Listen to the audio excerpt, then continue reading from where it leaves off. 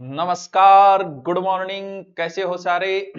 आज ये भी नहीं पूछेंगे तैयारी कैसी चल रही है, क्योंकि जिनकी तैयारी की उनकी चर्चा करते हैं। एमपी में पटवारी का पेपर हुआ। कहाँ? मध्य प्रदेश में। और वो पटवारी में जो अच्छी रैंक आई, उससे इंटरव्यू में पूछा गया मध्य प्रदेश की राजधानी क्या है। उसने बताई दिल्ली। मध्य प्रदेश की राजधानी दिल्ली। मैं बड़ा अचंभित हुआ कि यार ये ऐसे कैसे हो सकता है कि पटवारी में सिलेक्शन हुआ। लेकिन फिर मैंने राजस्थान के थानेदारों के इंटरव्यू देखे तो मुझे पता चला कि ये कैसे हो रहा है, किस प्रकार हुआ। एसआई की भर्ती पिछली सरकार ने करवाई थी। उसके बाद उसी समय जब सरकार ने भर्ती कराई, उसी समय इंटरव्यू भी वायरल हुई। कई चीजें सामने आई, किसी एक जिले से इतने सिलेक्शन सामने आई, लेकिन सरकार ने उस पर चुप्पी साधे रखी, कुछ नहीं किया। फिर नई सरकार आई और सबसे पहले एसओजी का गठन किया गया। तब ऐसे लगा कि भी हो सकता है युवाओं को लुभाने के लिए किया जा रहा होगा, या किसी तरीके से ऐसे लगा कि नहीं होगा, ज्यादा कुछ होना नहीं। लेकिन जैसे जैसे एसओजी आगे बढ़ती गई तो समझ में आया कि बड़ा अच्छा कार्य हो रहा है, बड़ा सही कार्य हो रहा है। एसआई की जो भर्ती थी, एसआई भर्ती में मेरा आज तक के सबसे ज्यादा जो चाहे ऑनलाइन कोर्स भी को या यूट्यूब पे भी को, क्योंकि हिंदी ज्यादा मेन है।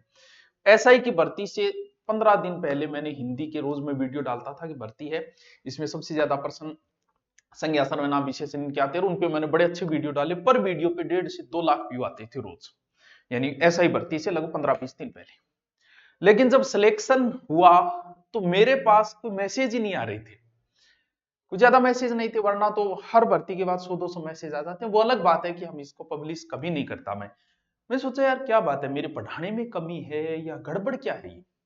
क्योंकि आदमी को अपने आप पे शंका भी कि भी एसआई पे मैंने सबसे ज्यादा मेहनत की, ऑनलाइन कोर्स सबसे ज्यादा भी किए थे, और ऐसे भी सबसे ज्यादा यूट्यूब पे हिंदी के वीडियो, और ऐसा ही बनेगा उसे मेरे वीडियो देखने पड़ेंगे। लेकिन अब की बार ऐसा हो क्या रहा है, मेरे पढ़ाने में कमी तो नहीं है। तो फिर मैंने घोषणा कर दी कि मैं हिंदी अब नहीं पढ़ाऊंगा, लास्ट बार ही पढ़ा रहा हूं। क्योंकि ऐसे लगा कि यार जब आप सही न्याय नहीं कर सकते किसी के लिए तो आपको छोड़ देना चाहिए। पहले मैं 10-10 क्लासें लेता था, अब 10 क्लास लेके मुझे लगता है मैं बच्चों के साथ न्याय नहीं कर रहा, तो मैं कम कर दी मैंने क्लासें। और जिस दिन लगेगा कि इतने में मैं न्याय नहीं कर रहा हूं, सही नहीं बोला, मैं संन्यास ले लूंगा उस दिन। लेकिन अब धीरे धीरे पता चला कि भाई मेरे बच्चों का सिलेक्शन हुआ क्यों नहीं, मेरे पास पढ़ने वालों का सिलेक्शन हुआ क्यों नहीं। क्योंकि पोस्टें भी आज तक के इतिहास में सबसे ज्यादा एसआई की पोस्टें थी, और फिर भी नहीं हुआ। अब हालत यह है कि इन कैंडिडेट में ऐसा लग रहा है कि 50% कैंडिडेट जो है वो इसी माध्यम से लगे हैं। अरे हालत देखो, पहली रैंक आने वाले को प्रश्न याद नहीं हुए, तो जो पेपर लीक कराने वाले उन्होंने सारी व्यवस्थाएं कर रखी थी, बोले आप हमसे पेपर लीजिए। अगर पेपर के अंदर आपको पेपर याद ही नहीं हो रहा, क्योंकि नहीं पढ़ने वालों को याद हो ही नहीं सकता। जैसे मैं वर्ल्ड हिस्ट्री आपने कभी नहीं पढ़ी, मैं वर्ल्ड हिस्ट्री के 20 क्वेश्चन दूं आपको कि एक दिन में याद कर, नहीं कर पाओगे। याद याद वही कर पाएगा जिसने पढ़ा हो। तो उन्होंने एक दूसरी व्यवस्था, वैकल्पिक व्यवस्था कर रखी थी, बोले अगर आपकी पेपर याद नहीं होता है तो कैंडिडेट हम उपलब्ध करवाएंगे। देखो 100 तो डम्बी कैंडिडेट बैठे, पहली रैंक आने वाला कैंडिडेट ही डम्बी बिठाया, कितनी बड़ी बात है। पहली रैंक। और आदमी जब स्वयं कोई गलती कर दे, स्वयं चोर हो, तो वो सामने नहीं आ पाता। पहली बार ऐसा हुआ जब एसआई का रिजल्ट आया तो ना तो फेसबुक पे कोई पोस्ट, जो इनका सिलेक्शन हुआ ना वो खुद पोस्ट डाल रहे हैं, ना वो वर्दी के साथ फोटो खिंचा रहे हैं, ना वर्दी के साथ वीडियो बना रहे, आते हुए जाते हुए बालम थानेदार गाना लगा के। मैंने कहा यार कितने संस्कारी बच्चों का सिलेक्शन हुआ है। लेकिन बात यह है कि आदमी जब स्वयं चोरों सामने आना ही नहीं था, वरना पहली रैंक अब से पहले आरएस में भवानी सिंह चारण की आई थी, सब जानता पूरा राजस्थान। फिर दूसरी रैंक मुक्ता मैडम की आई, पूरा राजस्थान जानता था। इस बार एसआई की पहली रैंक आई, उसे एसआई की पहली रैंक के रूप में जाना ही नहीं गया, अब जानने लगे किसकी आई जब वो पकड़ा गया। अब खुद सोच लो आप, वरना तो पहली रैंक एसआई आई, दूसरी तीसरी रैंक आई, अगर उन्हें अच्छा नॉलेज हो तो वो तुरंत आते यूट्यूब पे, अच्छा ज्ञान देते लोगों को, अच्छा नॉलेज देते, अब तक तो करोड़ों के कोर्स बेच जाते। ऐसा कर सकते थे, लेकिन करे कहां से, पर्सन ही याद नहीं हो रहे, कैंडिडेट डम्मी बैठाना पड़ा उनको। इंटरव्यू के बाद में हालत देखो, स्टेशनरी की दुकान चलाता था, थानेदार बन गया, एडिशनल एसपी बन के रिटायरमेंट होगा। ऐसे लोग आए हैं बेईमान करने वाले। और जो लोग पकड़े गए उनके परिवार के सदस्य भी ज्यादातर पुलिस नौकरी में, परिवार के सदस्य। अब उन्होंने पेपर की व्यवस्था करके दी, किसी के बाप ने करके दी, किसी के भाई ने करके दी। अब सोचो जब वो पकड़े गए और महिलाओं ने भी कंधे से कंधा मिला रखा है पूरा, क्योंकि महिलाएं पुरुषों से कम नहीं रहेगी। 15 पकड़ी गई शुरुआत में, जिसमें 9 पुरुष और 6 महिलाएं थी। और महिला कानून में हर मामले में बच जाती है, यहां कैसे बचोगी भाई? सोचो तुम्हारी क्या हालत होगी।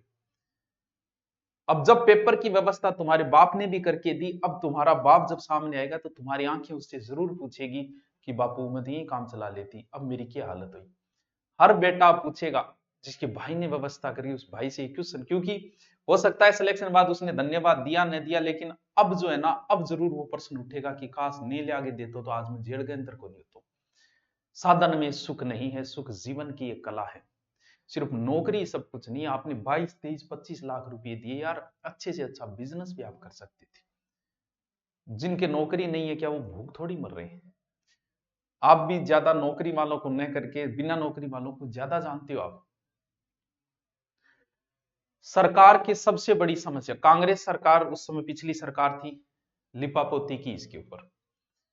अगर उस समय गहलोत सरकार अगर एक्शन लेती तो क्या उनकी छवि खराब होती? बिल्कुल नहीं होती।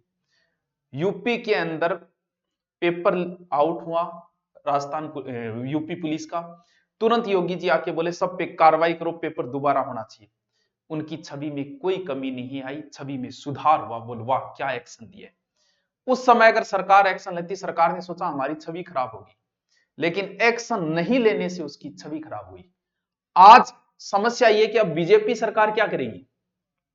इस पेपर को अगर रद्द करती है तो कांग्रेस सरकार की छवि खराब, अगर नहीं करती है तो इसकी खराब। अब करेगी क्या? ये फैसला क्या करेगी? क्योंकि 50% कैंडिडेट जब ऐसे आ गए हैं और वो फील्ड में जाएंगे तो क्या करेंगे वो? 50%, ये 10% तो होता ही है, 10% को रोका भी नहीं जा सकता। ये 10% तो होगा ही होगा, भले वो कोई एग्जाम हो, चाहे कितनी टाइट सिक्योरिटी कर देना, 10% होंगे, लेकिन 50-50%। अब 859 जो थानेदार की पोस्ट थी, अगर मैं जिलों का भाग दूं, उस समय के तात्कालिक 33 जिले थे, तो एक जिले की अगर मैं बात करूं तो लगभग 25-26 पोस्टें आती हैं। अगर मैं तहसील का भाग दे दूं 859 है, तो एक तहसील के 2 या 3 पोस्ट आती है। और जब एक एक जिले से 200-200 लगे तो सरकार मूक कैसे बैठी रही? उनके जब इंटरव्यू वायरल हुए तो सरकार कैसे मूक बैठी रही? उन्होंने देख के अनदेखा कैसे कर लिया सरकार ने? समझे? सरकार ने सोचा कि हम रद्द करेंगे, हमारी भर्ती तो छवि खराब होगी, कतई नहीं होती। तुरंत एक्शन लिया जाता उस समय तो शायद अच्छी छवि बनती सरकार, लेकिन आज अगर लिया जाएगा तो सरकार की क्या बनेगी? तो भर्ती सरकार का निर्णय है ये, लेकिन जिस हिसाब से कैंडिडेट है, 100 डब्बी कैंडिडेट, आज उनकी नींदें उड़ी हुई हैं। थानेदारों को पुलिस वाले पीछे पड़े हुए हैं, थानेदारों को पुलिस वाले गाड़ी में डाल के ले जा रहे हैं, गाड़ी में डाल के क्या हालत हो रही है, रातों की नींद उड़ी हुई है सबकी। अरे इससे अच्छा तो पहले सुकून अच्छा था। ना पद में सुकून है, ना पावर में सुकून है, साधन में सुख नहीं है। अगर आप 25 लाख कहीं इन्वेस्ट करते हो, और देखो जो पकड़े गए वो पहले भी नौकरी में है, उनके फैमिली के सदस्य नौकरी में हैं, और फिर भी उन्होंने 25-25, 30-30 लाख। समस्या ये कि बेचारे नए जो बंदे थे मेहनत करने वाले, उन पे क्या गुजरी होगी? शायद उनकी बद्दुआएं भी लगी होगी, आपको लगेगी। और ये फील्ड में आके भी क्या करेंगे? भ्रष्टाचारी फील्ड में आके क्या करेगा? भ्रष्टाचार। आपका क्या निर्णय? आपको हिसाब से इसे रद्द करना चाहिए या फिर पूरी जांच होनी चाहिए? लेकिन अगर पूरी जांच हुई तो इतने लोग निकल के आएंगे कि वो खुद ही सोचेंगे अब कितनों। और वैसे एसओजी को ज्यादा जोर नहीं आएगा, टीम को पकड़ के लाओ, 4% पूछो, पता चल जाएगा, 4% में चल जाएगा। मुझे तो लगता है उन्हें यह भी नहीं पता होगा कि महाराणा प्रताप मेवाड़ से थे या मारवाड़ से, क्योंकि आप देखो स्टेशनरी दुकान चल, पेपर बाय 200 क्वेश्चन याद नहीं हो रहे, डम्बी कैंडिडेट 100 डम्बी कैंडिडेट बैठे हैं इसके अंदर। आप बताइएगा क्या? हमारा तो ये कि इतने सदस्य अगर निकल रहे हैं, 300-400 निकलेंगे धीरे धीरे करके, इतने निकल रहे हैं तो जाहिर सी बात है कि भर्ती रद्द ही होनी चाहिए। अगर कम है तो एक सरकार का निर्णय है कि सरकार क्या निर्णय कर पाती है। Okay, thank you. आप भी अपना कमेंट करके बताएं क्या क्या होना चाहिए इसके अंदर। ओके।